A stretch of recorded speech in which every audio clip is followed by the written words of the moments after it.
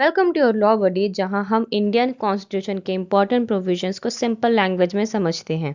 आज हम बात करेंगे आर्टिकल 102 और 103 के बारे में, जो बताते हैं कि कौन संसद का मेंबर बनने के लायक नहीं होता और अगर डिस्क्वालिफिकेशन पर डाउट हो जाए तो फैसला कैसे होता है। तो चलिए शुरू करते हैं।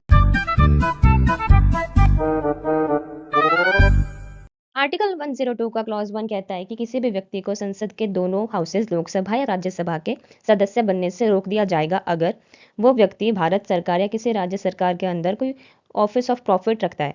लेकिन अगर पार्लियामेंट ने किसी ऑफिस को डिस्क्वालीफाई ना करने वाला डिक्लेयर किया है तो उस ऑफिस को इसमें नहीं माना जाएगा। फॉर एग्जाम्पल, अगर कोई पर्सन एक सरकारी कंपनी में पेड पोस्ट पर काम करता है तो वो डिस्क्वालीफाइड हो सकता है। देन हमारे पास सब क्लॉज बी कहता है कि अगर वो व्यक्ति अनसाउंड माइंड का है और कॉम्पिटेंट कोर्ट ने उसे ऐसा डिक्लेयर किया हो तो भी वो डिस्क्वालीफाई हो सकता है। फॉर एग्जाम्पल, अगर मेंटल इनकैपेसिटी ऑफिशियली सर्टिफाइड है। Then we have sub clause C. ये कहता है कि अगर वो व्यक्ति अनडिस्चार्ज इंस्टॉलमेंट है, मतलब जिसने अपना कर्जा अभी तक सेटल नहीं किया हो, तो वो भी डिस्क्वालीफाई हो जाएगा। फॉर एग्जाम्पल, फाइनेंशियली बैंकरप्ट इंसान डिस्क्वालीफाइड होता है। Then we have sub clause D. ये कहता है कि अगर वो व्यक्ति भारत का नागरिक नहीं है या वॉलंटरली किसी फॉरेन कंट्री की सिटीजनशिप ले चुका है या फिर उस देश की एलिजेंस एक्सेप्ट करता हो।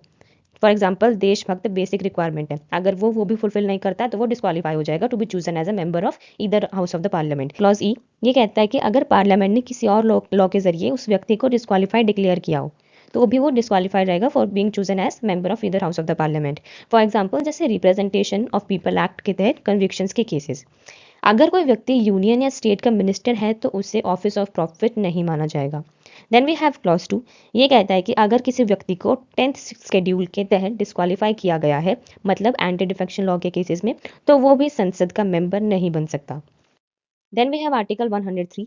ये क्लॉज 1 कहता है कि अगर किसी मेंबर की डिस्क्वालिफिकेशन पर डाउट हो जाए, जैसे कि क्या वो आर्टिकल 102 के क्लॉज 1 के अंडर डिस्क्वालिफाइड है, तो ये मैटर प्रेसिडेंट ऑफ इंडिया के पास भेजा जाएगा और प्रेसिडेंट का डिसीजन फाइनल होगा।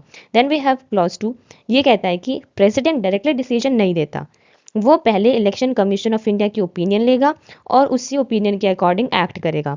इंडिपेंडेंट बॉडी का इनपुट लेना जरूरी है फॉर फेयर डिसीजन। ऐसे लॉ को आसानी से समझना है तो लॉ बडी को सब्सक्राइब करना ना भूलें। Thank you.